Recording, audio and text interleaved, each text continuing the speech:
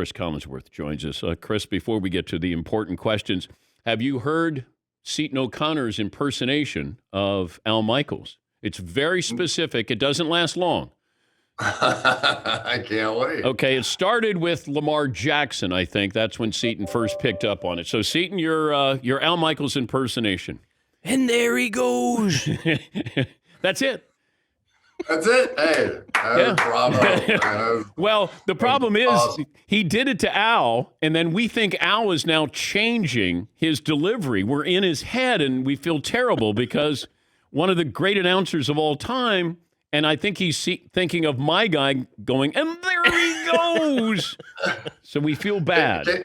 Can he do, do you believe in miracles? Can we hear one of those one time? Oh, no, I don't think we're that talented. I think you got to pay a rights fee for that, though, Cris. But you probably yeah, do. I think even I do. Yeah, and I'll give him $20 from each of us. It'll be good. Did you use Stickum when you played? A little bit. I tell you though, I watch these guys catch the ball right now with these gloves. Yeah. I'm dying to try it. I've never put them on.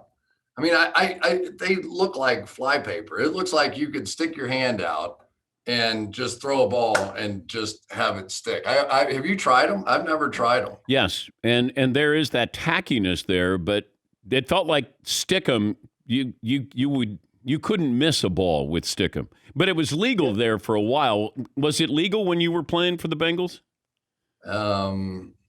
Kinda. I don't think it really was, but everybody kind of did it. Lester Hayes was the ultimate guy with that, but he would take the stuff and like wipe it. So it was like goo all over you. And one time in a game, I cut him like the first play of the game, and he told me he was going to poke my eyes out.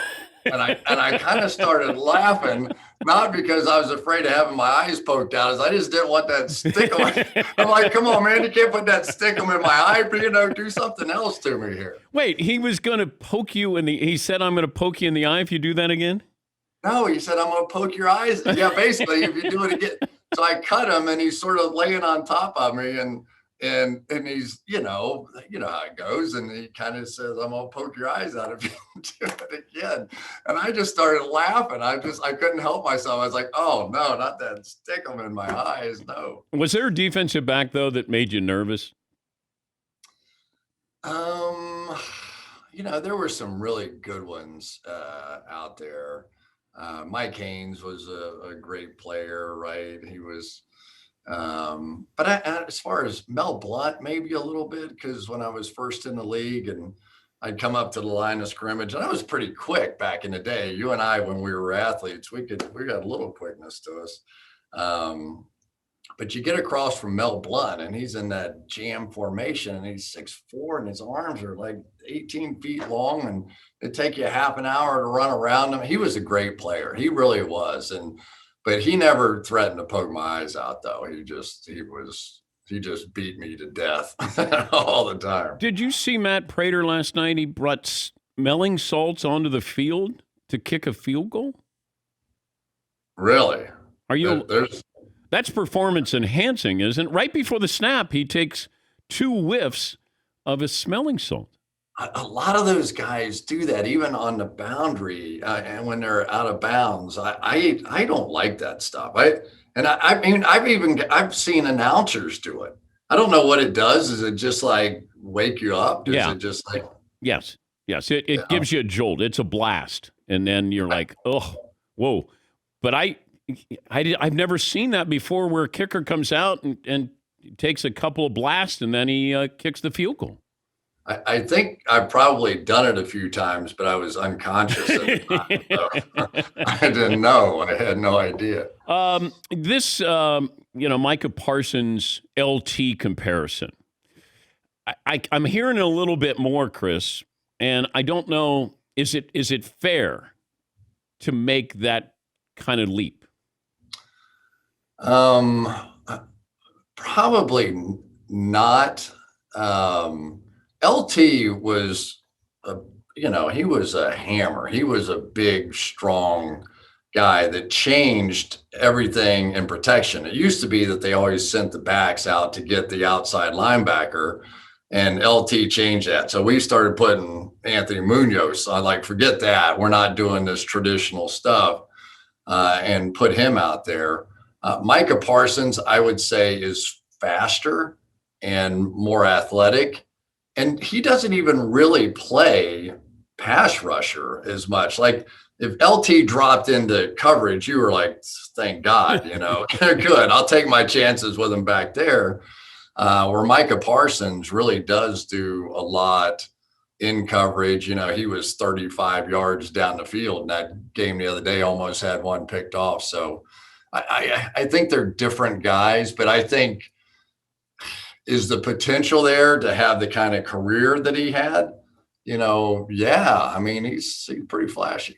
If I said you could invest in the Rams or the Cowboys the rest of the year? Something tells me the Cowboys offense is going to wake up. I don't know exactly what's going on with those guys. And I think the Cowboys defense seems to be getting better and a little healthier. And I think there's a tad more upside to the Cowboys, and it's going to be so hard for the Rams to just get out of that division, and get in a decent spot. I'm going to say the Cowboys. Any concerns with Kyler Murray, with Arizona being an elite team? Are you all in on Arizona? Not yet. I think you got to see him in a few of those moments. I think the primetime game last night was a good thing for them. For whatever reason, they're not winning games at home, but I thought, Kyler's a good player. He's going to be able to create and do a lot of different things. And I think their defense is a little better than what they showed last week, giving up some of those big plays on the back end. So I'm in on them. Am I quite as in on them as I would be the Bucs or the Packers? Not quite, not yet. Your level of concern with Buffalo is what? A little. I mean, that's pretty extended. And the whole thing now with the Patriots, I mean, that's demoralizing to have a team go up there and throw the ball 3 times and come out of there with a win. Not that there's anything wrong with the Buffalo Bills. The thing I do like about them, though, is I think that Josh Allen will be able to throw it in any condition. So as it gets worse, that big body, big hand, kind of guy, I could still see Josh Allen coming up big in the playoffs. I was talking about the lack of candidates for MVP this year. It just feels like it's Tom Brady, just because nobody else has been that consistent. And with four games to go, would you have anybody else above Tom Brady? No, but I think Rodgers is right there. I think he could conceivably go on a streak here, as well. So it just looks more and more like it's going to be those two teams at some point, doesn't it? I mean, it was the championship game a year ago. You got the 2 hot quarterbacks. So yeah, I if I had to pick favorites, obviously those would be the 2 favorites. But the thing that I really like, and I'm just watching the tape of Tampa Bay on defense, man, they do a lot of stuff. You think back to some of the fire zone blitzes that Pittsburgh used to do with Dick LeBeau and some of those guys. They can hit you with a lot of different things, and they have no problem at all with taking Vita Vea and Ndamukong Suh and dropping them in coverage and sending both slot corners off the edge. They've got depth now in the secondary. They got Richard Sherman playing free safety some. He got an interception the other night. So there's a lot there. And when you go back to what happened and how they won the Super Bowl last year, yeah, they had a good day on offense, but they had a great day on defense. And so I think as they're starting to get that defensive side rolling, both them and the Kansas City Chiefs at this point, those are 2 dangerous teams. Talking to Cris Collinsworth, NBC Sunday Night Football analyst. It'll be the Buccaneers against the Saints coming up this Sunday night. Mike Tirico will be on the call. Kickoff at 8:20. The Saints have Tom Brady's number since he's been in Tampa. He beats everybody, but he doesn't beat the Saints. What does Sean Payton do that nobody else is capable of doing? I think the Saints defense is a little better. And they turned it over. Tom had a fumble, I want to say, and 2 interceptions in that first game for them, and it was backup quarterbacks. Jameis Winston got hurt in the game. So it was an unexpected win for the Saints. So yeah, and we see it all the time with these divisional games, right? It's just weird stuff happens. They know stuff about each other that nobody else does. And I think Sean Payton may have a little bit on Tom Brady. We did the game in Tampa last year and they beat him 38-3, something like that. I mean, it was the worst game we called all year because we just had no idea that, everybody was going, oh yeah, the Bucs they'll blow them out, and Drew Brees and company just lit them on fire. But when you go into these production meetings and you request certain people to talk to, I don't know if there are people who say, no, I'm not going to talk to you, but all the time. Oh, they do? Of course. Yeah. Like for instance, who would say, no, I don't want to sit down and talk? Just in general. I mean, some of these guys, they get asked every single week. And, it's Friday after practice and they want to get out of there. And if they're second in line or they got something to do, yeah, we got the only ones who really sort of have to do it, I feel like, are the coach and quarterback. They don't opt out, but sometimes they drive home. Like Tom Brady will talk to us in the car on the way home. He sets up his phone and it does, it's everybody's, it's tech now and Zoom. It's just exactly what we're doing here. But what are you allowed to ask? Like, how much can you get from Brady? It depends on what kind of mood he's in. Sometimes he's literally fantastic. Sometimes, he gets mad at us occasionally and then he's a little less fantastic, but he's a deep, thoughtful, considerate guy. The same guys that you would think of as being smart are the same ones that are the good interviews, whether you go Tom Brady, Russell Wilson, Aaron Rodgers, Peyton Manning, Drew Brees, you go right down the list, the guys that have been around and they know what they can tell you and what they don't tell you. But a lot of times it comes down to, do they think that you know? So if you ask the right question and you prove to them that you've done your homework and that you studied something specific, you'll see them kind of light up a little bit like, oh, okay. Okay, you got that. Huh? All right. We were talking about that the other day. And a lot of times they'll expound upon that. And that's when it gets really cool. With Bill Belichick one time, I asked him something about some remote defensive end. And he goes, yeah, whatever. And I said, what? I go, he plays inside and outside, right? He goes, no, Bill, no. He just plays outside.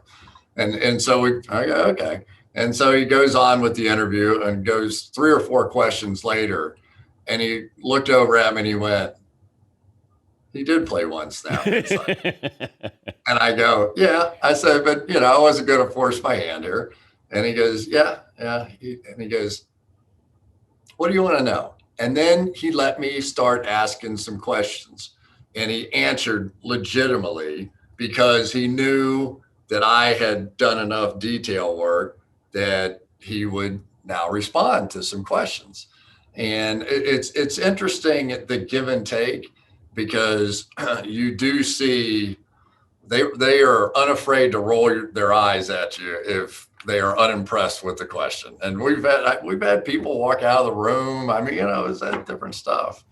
The Brady running, he seems a little sensitive. He's playing with it a little bit, but he's calling out Peyton Manning and calling out Tony Romo. Like, who do you think you are by making fun of my running ability or lack thereof? Is that something that will be brought up when you talk to Brady this week? Oh, hell yes. I'm going to do it on the air so he makes a video about me, too.